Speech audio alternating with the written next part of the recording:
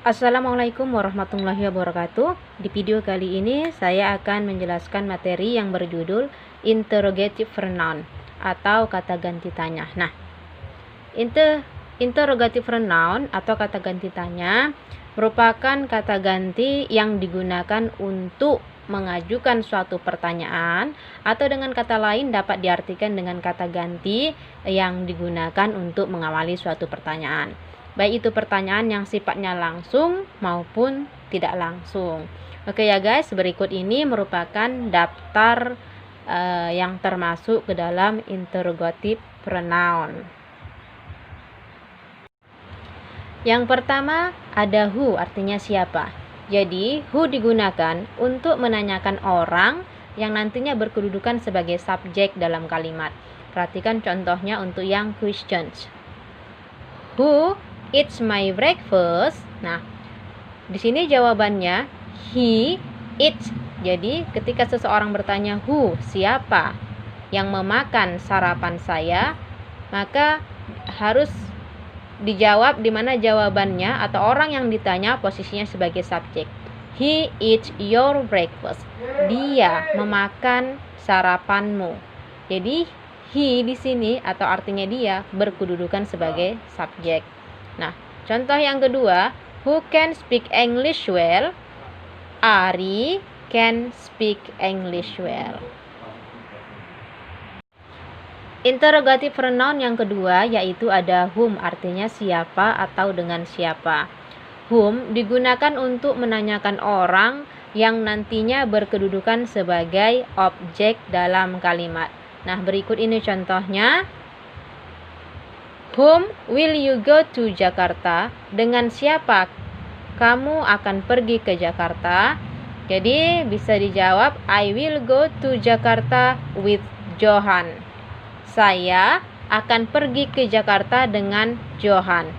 Jadi pada kata Johan, ini si Johan berposisi sebagai objek dalam kalimat.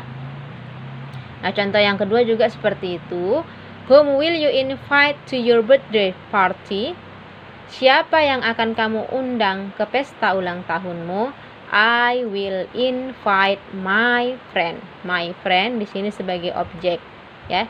Jadi cara menandai dia, kenapa dia sebagai objek, setelah adanya kata kerja. Jadi invite ini kata kerja, go kata kerja. Itulah dia penjelasan seputar whom.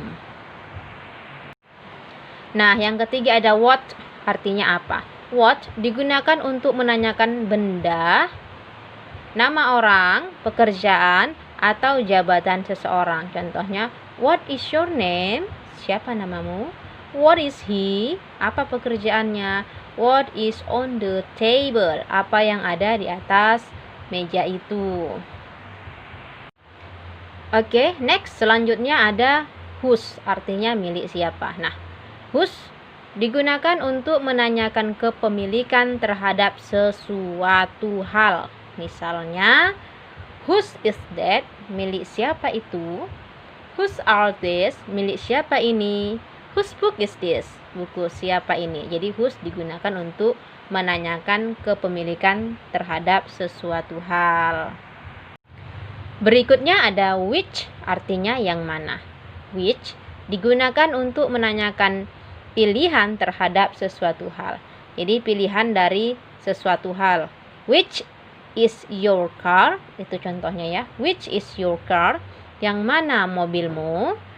Jadi dia menunjukkan nanti yang mana mobilnya. Kemudian contoh yang kedua, which is the most expensive bag of yours? Yang mana tas paling mahal milikmu? Jadi itulah dia which digunakan untuk menanyakan pilihan terhadap sesuatu hal. Oke, number 6 adalah where, artinya di mana atau kemana. Where digunakan untuk menanyakan tempat ataupun tujuan, ya. Digunakan untuk menanyakan tempat. Contoh kalimatnya di sini.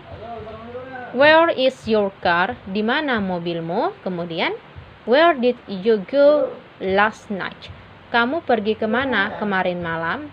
Selanjutnya, contohnya, where do you live? Anda tinggal di mana. Jadi menanyakan tempat ya, di mana atau kemana. Number 7 ada when, artinya kapan.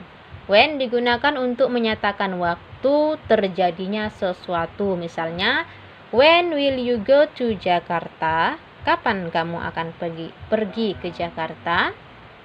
Jadi menanyakan kapan ya. Selanjutnya, when you visit your uncle, kapan kamu akan mengunjungi pamanmu? Itulah contoh daripada when. Yang ke-8 yaitu why, artinya mengapa.